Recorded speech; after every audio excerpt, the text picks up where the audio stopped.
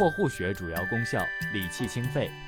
穴位定位：破户穴位于背部，当第三胸椎棘突下，旁开3寸，主治疾病气短、咳嗽、气喘。掌握以下3种穴位疗法，有助于预防和改善上述疾病。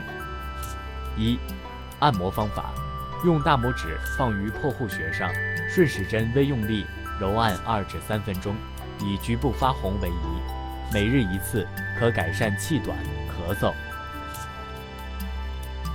2、艾灸方法：准备一个打火机，1根艾条，用打火机将艾条点燃，用艾条温和灸破户穴5至20分钟，每日1次，可改善气短、咳嗽、气喘。